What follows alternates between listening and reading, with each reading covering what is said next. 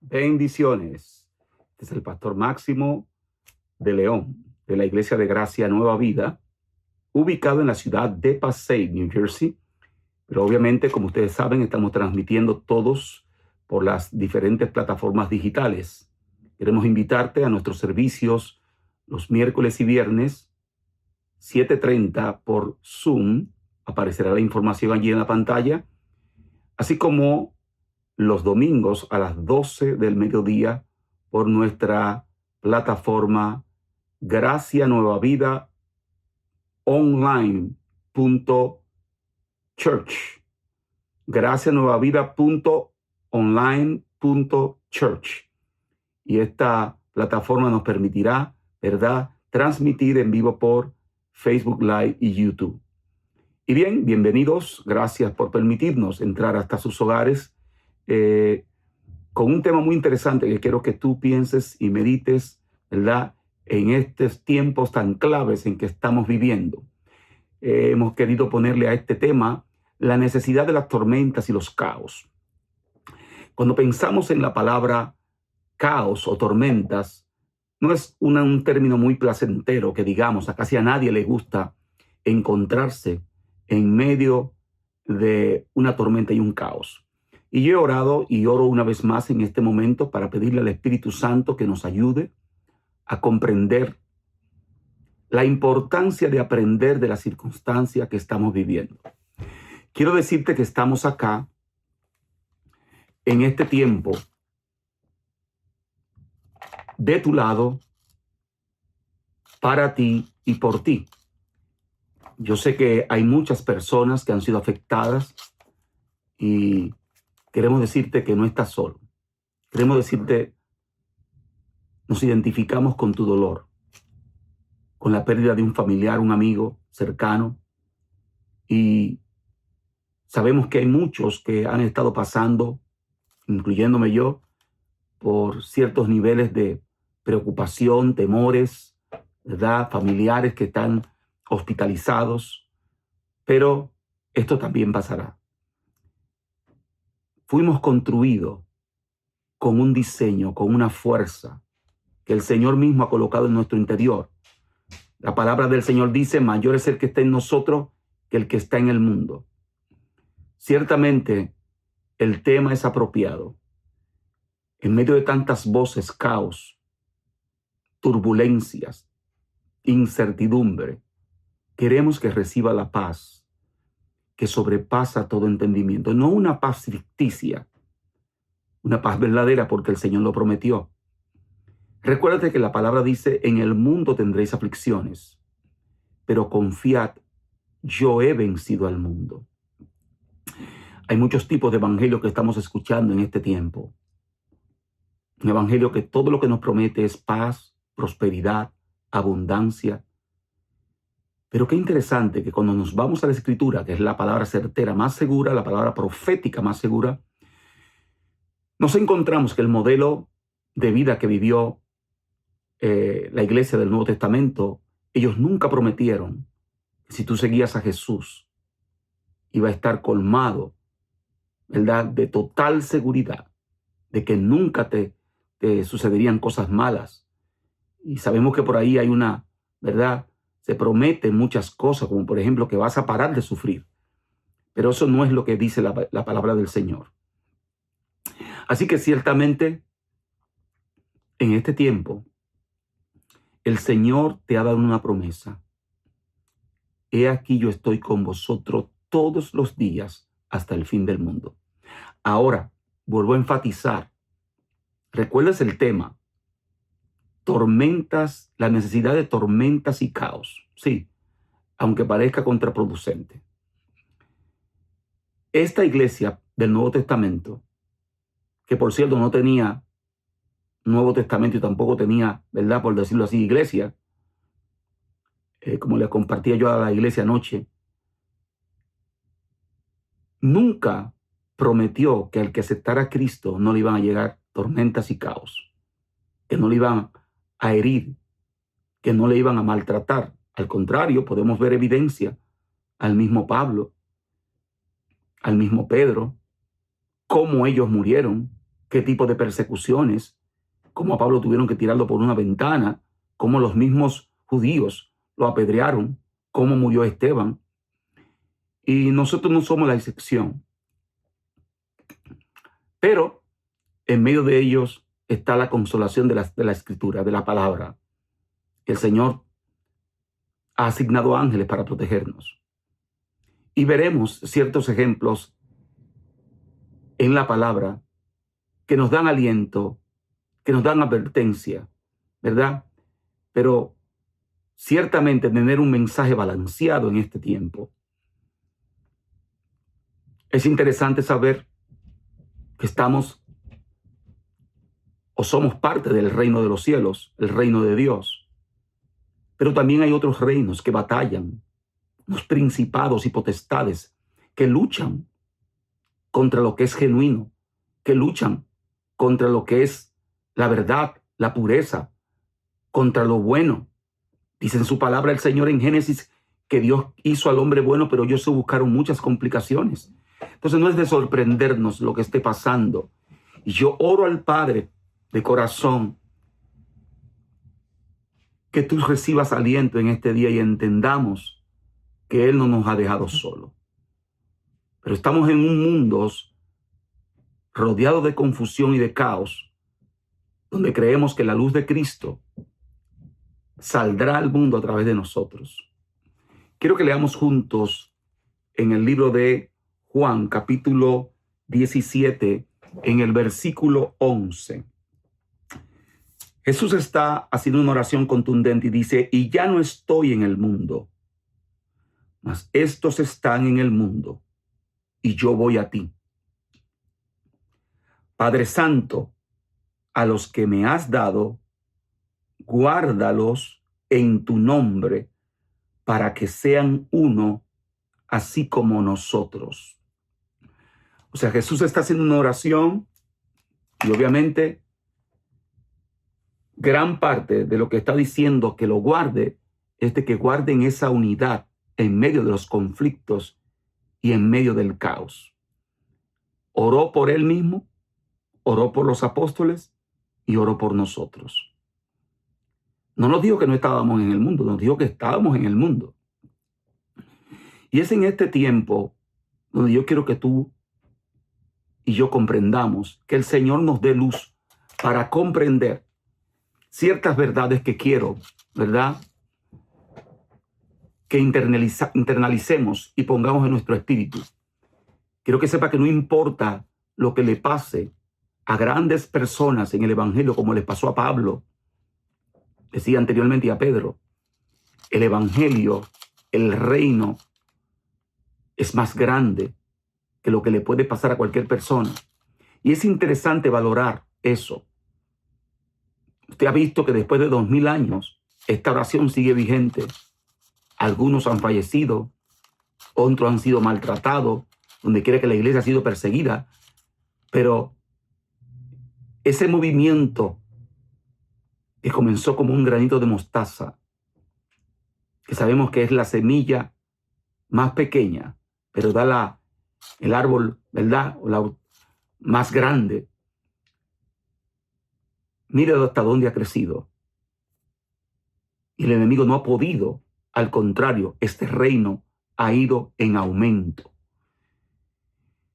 Y es importante entender, en la palabra del Señor creo que dice en Jeremías, que en la paz, que tenemos que orar por la paz de la ciudad, porque en la paz de esa ciudad tendremos prosperidad y tendremos nosotros también paz. Así que, ¿cómo respondemos a nuestros vecinos, a sus persecuciones para contra nosotros y aún contra nuestros enemigos? Es muy interesante para que el medio ambiente que nos rodea no se convierta en un caos.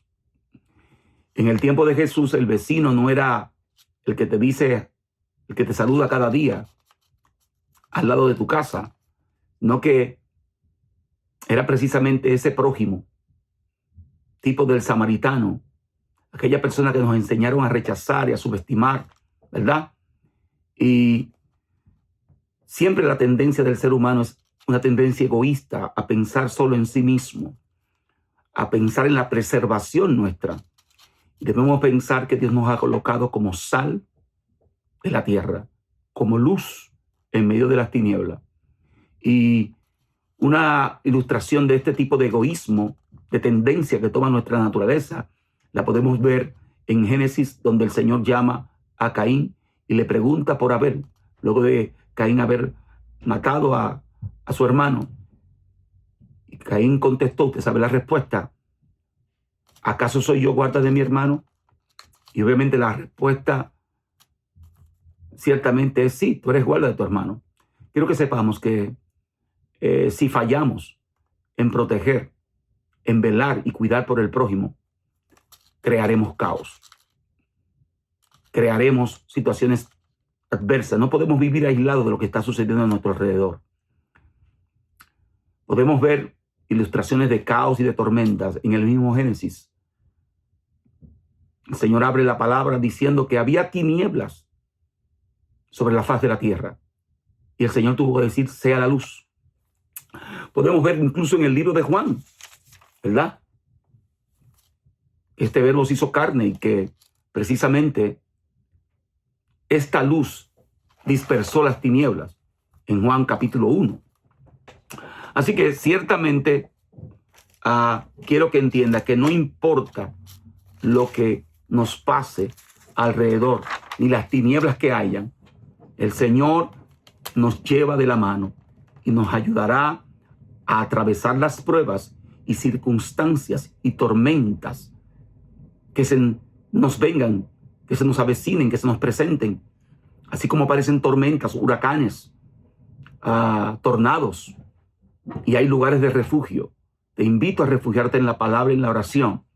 Y hay veces, quiero ser sincero, en que habrá en esta guerra, en esta lucha de reinos, el reino de los cielos y el reino de las tinieblas, el reino de los cielos y reinos que se oponen a nuestra vida, habrá casualidades.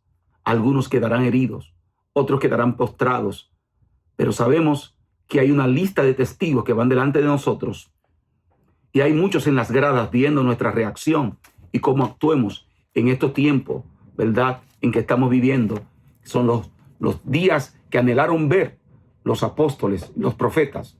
Sin embargo, nosotros nos han dado el privilegio de ser parte de esta generación que sentará un precedente. Y un mensaje balanceado en este tiempo es que esa iglesia del Nuevo Testamento nunca predicó que si nosotros seguíamos a Jesús, todo iba a estar bien, que no nos iba a suceder cosas negativas, que no nos iban a herir, que no nos iban a traicionar, que no nos iban a herir o a hacer daño.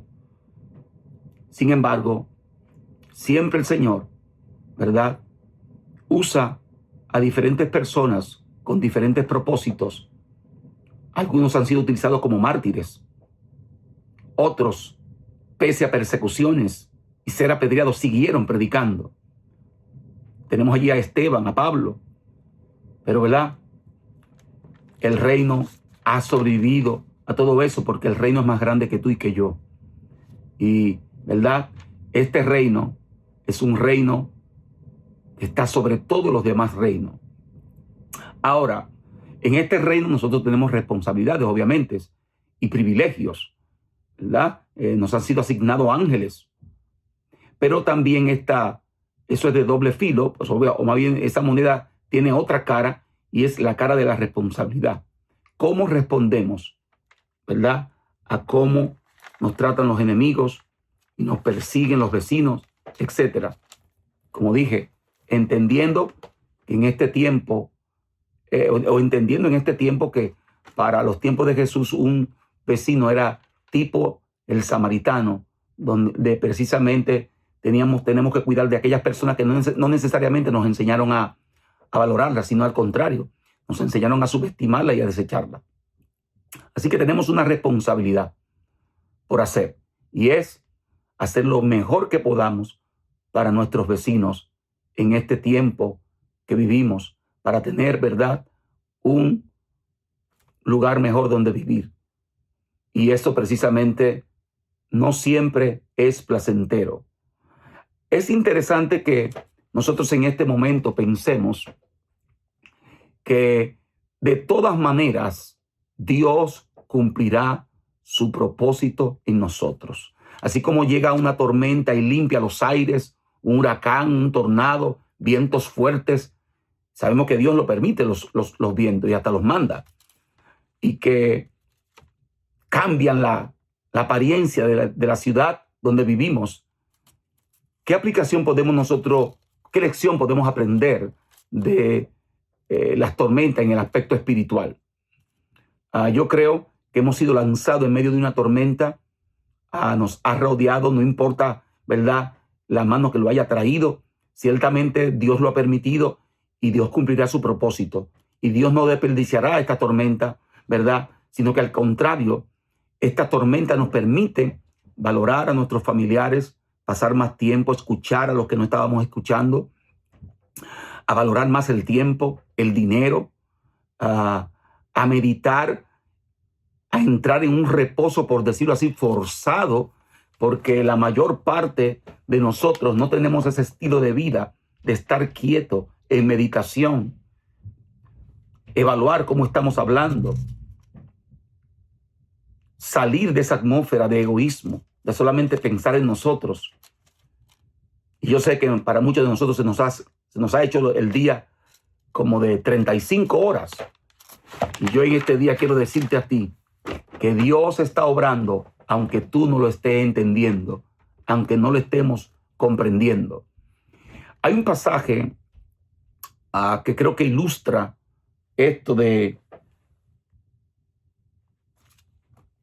las tormentas en la vida espiritual. Quiero decir una vez más, debemos entender que estamos rodeados, aunque usted y yo, como cristianos, estamos en el reino de Cristo, hay otros reinos que luchan contra este reino. Y ciertamente estamos, como decíamos en Juan capítulo 17, estamos en este mundo, pero no somos de este mundo. Esto lo podemos ver en el libro de Daniel. Quiero antes de esto explicar lo que es, cómo es este libro. Este libro de Daniel está compuesto prácticamente de 2 capítulos, si se podría decir así, o de 2 partes, o de 2 libros más bien. El primer libro va del capítulo 1 al capítulo 12. Algunos dicen que se toman quizás algunos 54 años cuando se terminó esto, la edad de Daniel, y que ya más o menos como por los años 80 terminó, ¿verdad?, este libro que va desde esa segunda parte que va desde el capítulo 7 hasta el 12. Esto se escribió básicamente 250 años antes de Cristo. Y quiero que sepa que la mayoría de las cosas que sucedieron en este libro de Daniel sucedieron 450 años antes de Cristo. Quiero que vaya conmigo a Daniel capítulo 1. Lee junto conmigo. Daniel está después de Ezequiel. Daniel capítulo 1, versículo 1 en adelante. Dice: en el año 3 del reinado de Joacim, rey de Judá, vino Nabucodonosor, rey de Babilonia, a Jerusalén y la sitió. Y el Señor entregó en sus manos a Joacim, rey de Judá, y parte de los utensilios de la casa de Dios, y los trajo a tierra de Sinar, a la casa de su Dios, y colocó los utensilios en la casa del tesoro de su Dios. Y dijo el rey a Aspenaz, jefe de sus eunucos, que trajese de los hijos de Israel, oiga esto que interesante, del linaje real de los príncipes, muchachos en quienes no hubiese tacha alguna de buen parecer, enseñados en toda sabiduría, sabios en ciencia y de buen entendimiento, e idóneos para estar en el palacio del rey, y que les enseñase las letras y la lengua de los caldeos. Y les señaló el rey ración para cada día, de la provisión de la comida del rey. Qué interesante esto. Yo creo que es lo mismo que pasó en tiempo de Daniel, va a suceder hoy. Dios va a utilizar personas con estas cualidades para obrar cosas extraordinarias en el reino. Y les señaló el rey ración para cada día, de la provisión de la comida del rey y del vino que él bebía, que los criase 3 años, para que al fin de ellos se presentasen delante del rey. Entre estos estaban Daniel, Ananías, Misael y Azarías, de los hijos de Judá. A estos el jefe de los eunucos puso nombres. Puso a Daniel Belsasar, a Ananías Sadrach, a Misael Besat y a Azarías Abelnego. Interesante eso. Ahora, quiero que sepamos que ciertamente Daniel no se le llamó más, nunca más se le volvió a llamar Belsasar, sino que se le llamó precisamente Daniel. Por su influencia logró mantener su identidad, al igual que los otros, pero a los otros le pusieron nombre, aunque a Daniel no le siguieron llamando así, a los demás sí le siguieron llamando así. Y ciertamente estos dos grupos de personas, algo que podemos entender, quiero que entiendas extremadamente esto con sumo cuidado. Esto contradice el mensaje que se está predicando muchas veces hoy. Sí hay esperanza para ti, sí hay protección, pero no podemos generalizar con un mensaje afirmativo y positivista todo el tiempo, porque muchas veces eso va a caer por su propio peso. Quiero que entendamos que aquí vemos, y eso usted lo escuchó desde la escuela dominical, a este grupo. Está Daniel por un lado, y usted sabe que fue lanzado, ¿verdad?, al foso de los leones, y tenemos a estos tres amigos de Daniel que fueron lanzados al, ¿verdad?, horno de fuego, el cual se pidió que le calentaran 7 veces. ¿Qué podemos ver y aprender de ello? Aquí yo pienso que la Escritura nos arroja una verdad contundente. Vemos que ambos grupos, tanto Daniel individualmente como estos tres, Daniel, Sadrach y Abednego, ellos no comprometieron sus principios ni lo que ellos son. Y aún así, aunque no vendieron sus principios, ni cambiaron ni negociaron su identidad, ni sus valores, ni sus fundamentos en la palabra, fueron enviados a estos lugares que no son necesariamente agradables, tanto como el foso de los leones como al horno de fuego.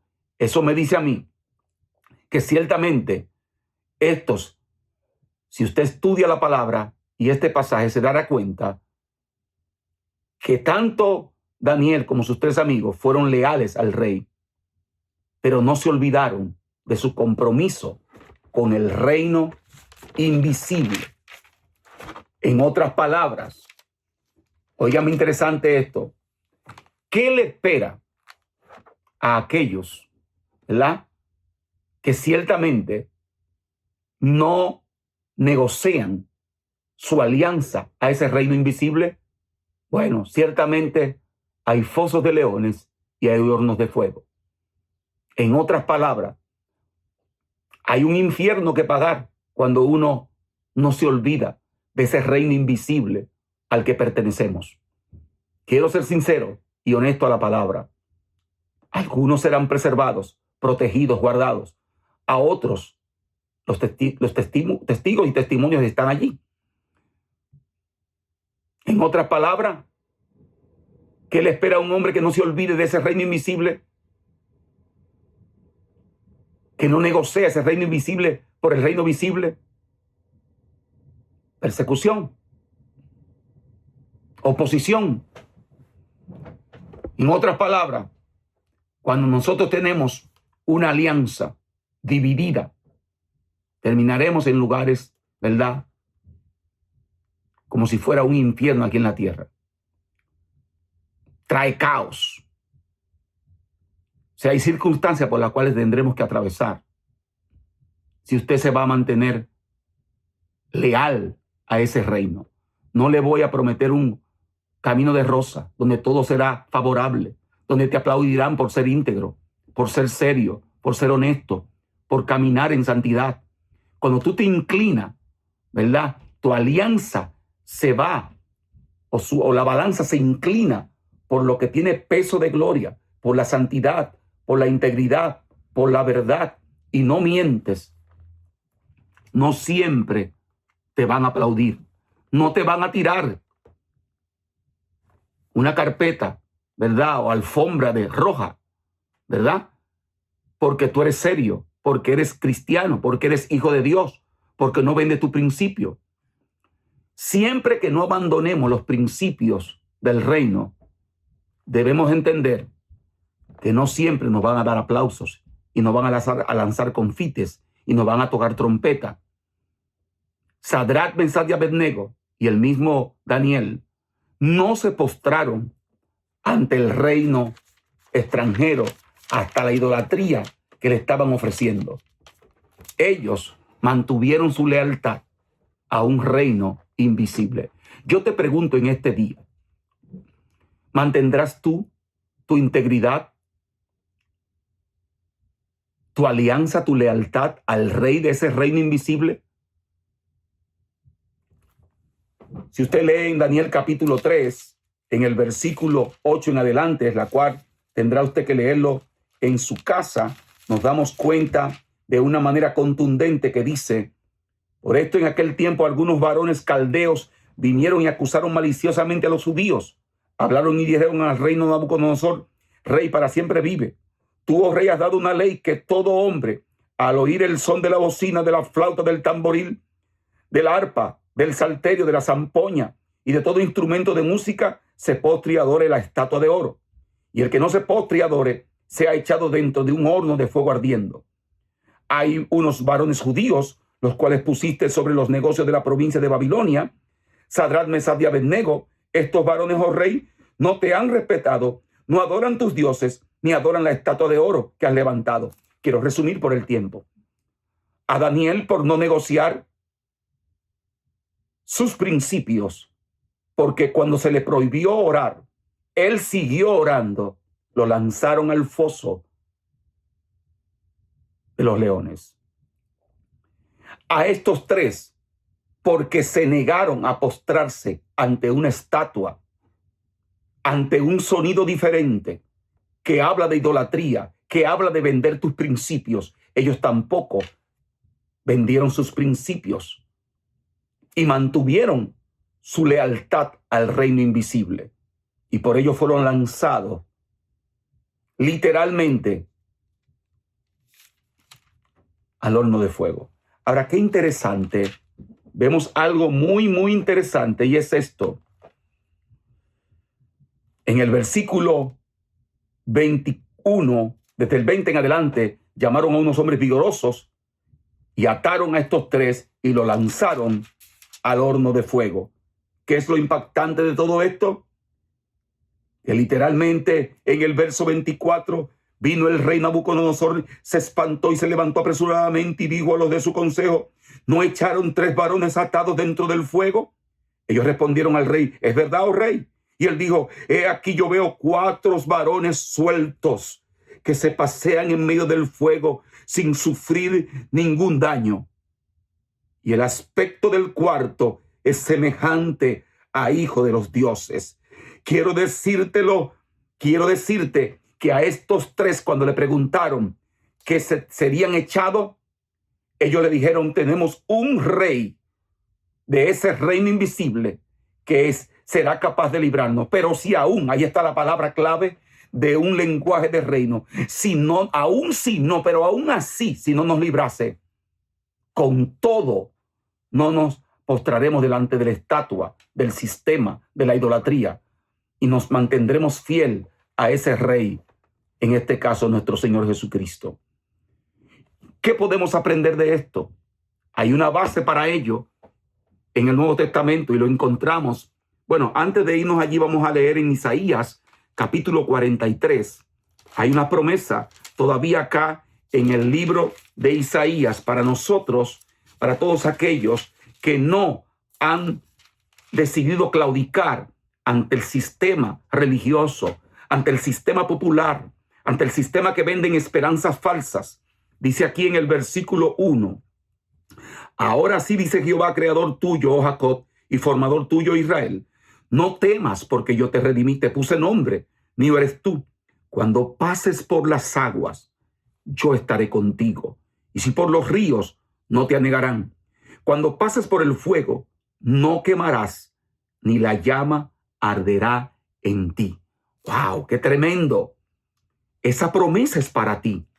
También encontramos base en el Nuevo Testamento para este tema de tormentas y caos. Está en el libro de Segunda de Corintios, capítulo 4. Segunda de Corintios, capítulo 4, en el versículo 7, dice así. Quiero que te sirva de bendición esto. Pero tenemos este tesoro en vasos de barro para que la excelencia del poder sea de Dios y no de nosotros. Que estamos atribulados en todos, mas no angustiados. En apuros, mas no desesperados. Perseguidos, mas no desamparados. Qué esperanza, qué aliento, que yo quiero que sea como una inyección en medio de esta tormenta, en medio de este caos necesario. Vuelvo y digo, está derribado o te van a derribar, pero no destruido. Ciertamente esas son promesas, llevando en el cuerpo siempre por todas partes, oiga esto, la muerte de Jesús, para que también la vida de Jesús se manifieste en nuestros cuerpos. Porque nosotros que vivimos siempre estamos entregados a muerte por causa de Jesús, para que también la vida de Jesús se manifieste en nuestra carne mortal. Pronto se manifestarán los hijos de Dios. Pronto se manifestará una gloria sin precedentes, jamás antes vista.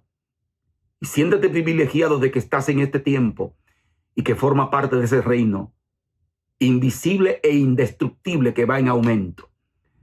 El salmista David decía en el Salmo 139, Salmo 139, yo quiero que tú compartas esto, que hay una nube de testigos que nos han precedido, no claudicaron, no vendieron sus principios, se mantuvieron leales al Rey del reino invisible. Dice en el Salmo 139, en el versículo 8, qué interesante. Si subiere a los cielos. Dice en el Salmo 139, 8. Si subiera a los cielos, allí estás tú. Y si en el Seol hiciere mi estrado, he aquí, allí tú estás.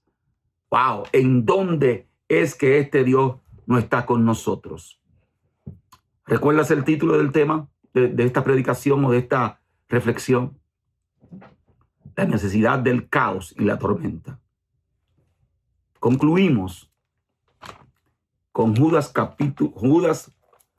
versículo 24 al 25. Obviamente Judas solamente tiene un solo capítulo, pero este es quizás la promesa que más me alienta a mí y me da seguridad. En medio del caos, en medio de la tormenta, puedes leer este pasaje que alumbra nuestro camino. Dice así: y a aquel que es poderoso para guardarnos sin caída y presentarnos sin mancha delante de su gloria con gran alegría, al único y sabio Dios, nuestro Salvador, sea gloria y majestad, imperio y potencia, ahora y por todos los siglos. Amén. Hemos podido ver que en medio del caos y la tormenta, el Señor va contigo, va de la mano. Recuerda una vez más, Él no te ha prometido que todo será color de rosa, pero Él te ha prometido que nunca te dejará, que cuando pases por las aguas, Él estará contigo. Cuando pases por el fuego, la llama no arderá en ti. Hay un misterio en todo esto. Él es fiel. Nunca te olvides una promesa contundente que está en Números 23:19. Dios no es hombre para que mienta, ni hijo de hombre para que se arrepienta. Todo lo que Él te ha prometido, Él lo cumplirá. Te bendigo en este día. Espero que esto te traiga paz, seguridad y firmeza.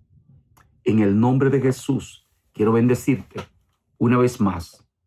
Este es tu pastor y amigo Máximo de León.